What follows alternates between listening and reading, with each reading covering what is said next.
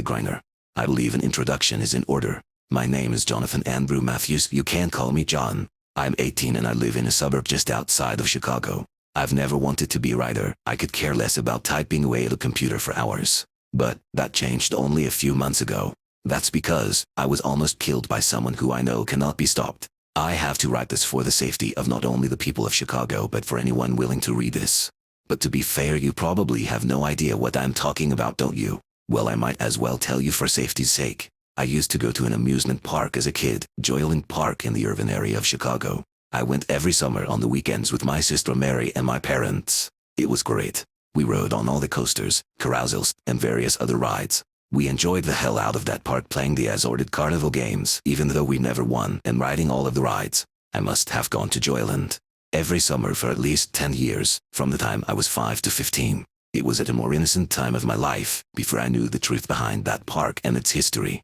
But the one thing that stuck out in all the years of going there was a building next to the smallest coaster in the park. Its name slips my mind now, with a sign on the front of the large, square, red building that read, Polly's Puppet Show, with a cartoon puppet with jet black hair smiling next to the last letter. I remember it so vividly because it was always locked, not just with one little padlock but multiple heavy-duty padlocks, at least 3. I would pass by and stare at that building before being nudged along by my father. It had this odd vibe to it, like it was out of place compared to the rest of the park. I had no idea as an innocent child the impact the building would have on my life. Anyway, Joyland ran for a good 20 years before shutting down. For a while I had no idea what had happened to make it shut down and honestly didn't care, as I was 18 and had long outgrown the kiddie park. But I soon grew curious upon one of my good pals Kevin mentioning an actual death at the park only a few days after the park closed. I discovered the history behind the abandonment of the park soon after. The park originally opened in 1964, 49 years ago, with the name Sanders Carnival. This was later changed to Joyland to widen their target demographic. The owner, Carl Sanders, was one wealthy son of a bitch. His father was a wealthy man who made his fortune as an oil prospector in Texas before passing away in 1962 and handing over his entire fortune to his 18-year-old son. Carl had officially opened the park as a 20-year-old millionaire with a puffed chest and an insatiable avarice. Numerous accounts of him buying cheap parts only for the sake of saving a buck had muddied the park's reputation, and Sanders had to make the park real popular real fast or his investment would dry up like a lake in the Sahara. So, he brought in a child's entertainer, Andrew Paulson, as his new business partner in 1974.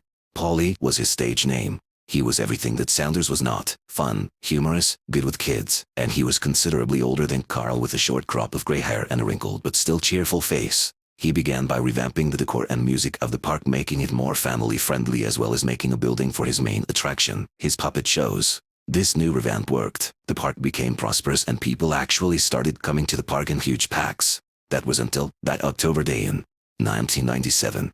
Paulson was doing his typical puppet show with his main puppet, Henry, the same one on the sign on the building for Polly's Puppets. The children were all laughing and cheering as Paulson and his character on stage were saying their usual jokes when Paulson and nearly everyone in the room were shocked silent by the sound of a piece of metal hitting the floor. It was the safety pin that kept one of the stage lights in place. And like that, the stage light fell like a great black boulder, constantly draining light from the stage until at last it met Paulson's head right at the crown, snapping his neck and killing him instantly. The children in the room screamed and cried as a few ran out and alerted a nearby employee that Andrew Paulson was indeed dead.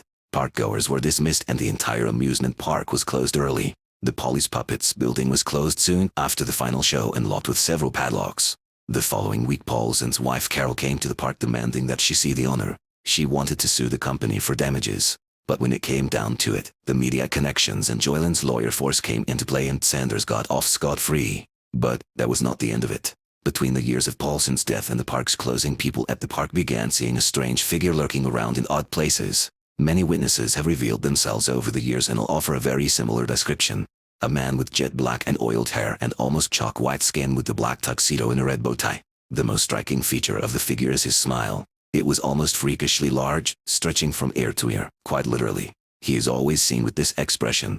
He was seen all over the park, in crowds, in between carnival games, always watching the person looking at him with that same grin on his face.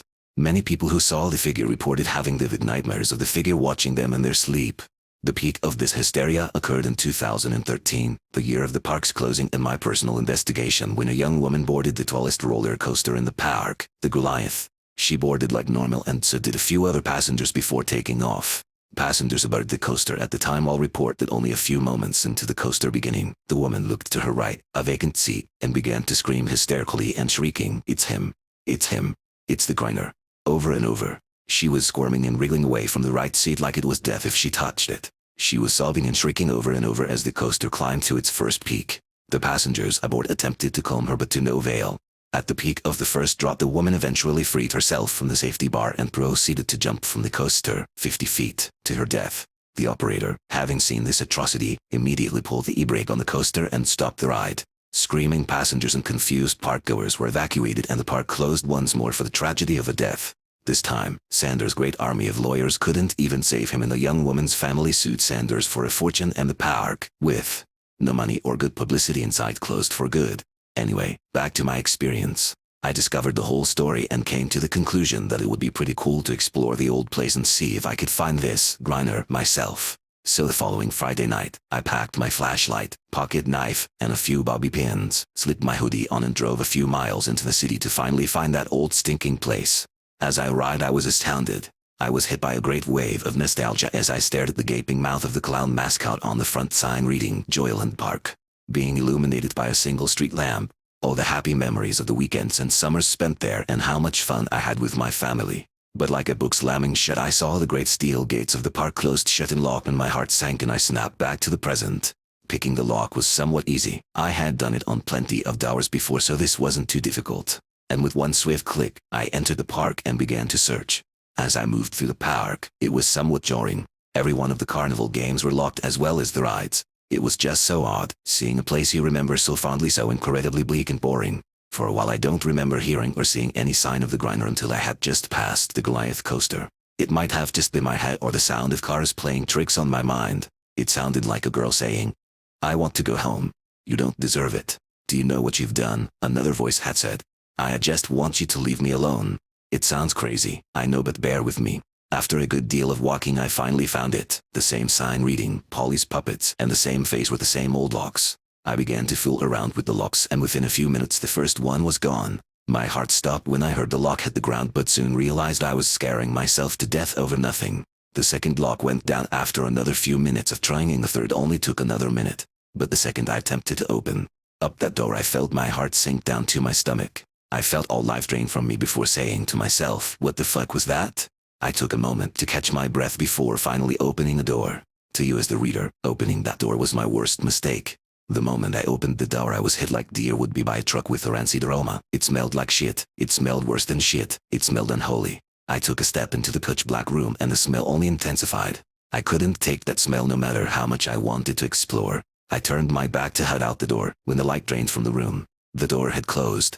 It wasn't just closed, it was welded shut. I panicked. I slammed my hands in futile anguish for what seemed like hours, screaming at the top of my lungs. Before the lights came on, there was a single aisle that was lit by lights on the side of the aisle seats. I cannot even describe what I saw in those seats. In each seat was a dead body. Every one of them was duct taped to the chair, their throats slit and devilish smiles carved into their cheeks. I had to choke back vomit. I could hardly believe what I was seeing. Women, children, men, all slaughtered like livestock.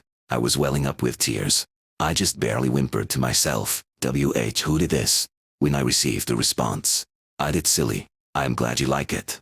And like that, I was struck in the back of my head with a blunt instrument and I was out cold.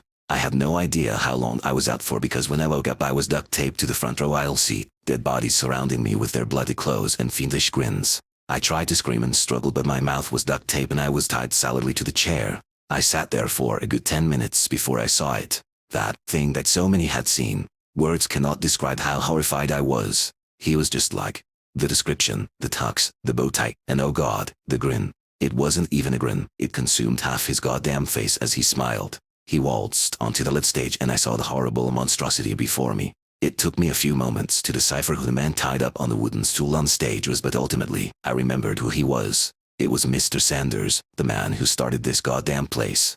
His eyes were welling up with tears and he was sweating hard trying to break himself free from the bindings of his chair. The figure continued to walk cordially over to the struggling man before laying a single hand on him and saying in a voice I will not attempt to even describe, "Ush, struggling just makes it hurt more." Like that, the figure ripped the duct tape from Sanders' mouth and gestured to me. "Enjoy the show," the thing said in a dreadful happy voice. "What the hell do you want?"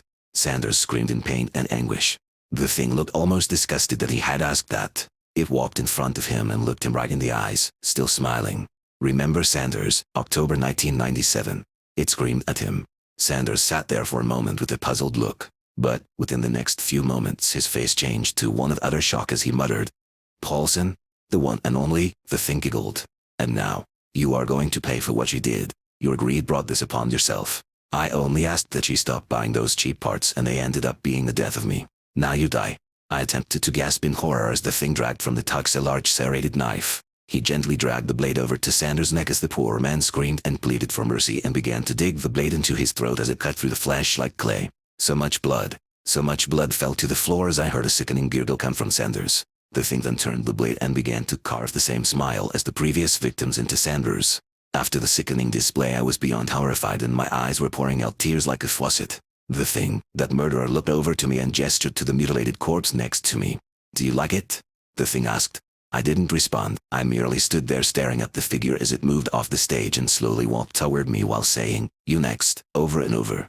In that moment I was done. I don't know whether it was instinct or adrenaline or what, but I ripped through the right duct tape binding and punched the thing looming in front of me. It fell back as I began to free myself from the other restraints. The thing began to slowly rise to its feet again and lift the knife right as I finally freed myself from that awful death chair. It lunged for me but I dodged and ran to the door. I slammed into it with all my primal might and it came free. I had no time to linger or fear. I just ran, duct tape still in my mouth, as fast as I could while the thing could still be heard still giggling behind me. Joyland 1600x1200. I ran to the gate, ripped it open and leapt into my car. I started the ignition and I drove out of that parking lot like a bat out of hell. I could still see his face, that grinning, happy face as I drove out of there, but at that point I didn't care. I just drove home, opened my door, and collapsed on my bed in a fit of sobs and whimpers. To this day, the events of that night have still shaken me. Mr. Sanders is still classified as a missing person. I haven't gotten the guts to call the local police because I'd sound like a lunatic if I did. But something needs to be done. That is why I am writing this right now. I am writing this as a warning. If you live in the Chicago area, stay the hell away from the Joyland amusement park. It's just too dangerous. If you were to go there it would very well mean your death. If you see that thing, the Grinner as everyone calls him, run. If you hear giggling in the middle of the night, run. And for God's sake, if you go to the park grounds despite what I've told you, just stay the hell away from the Polly's Puppets building.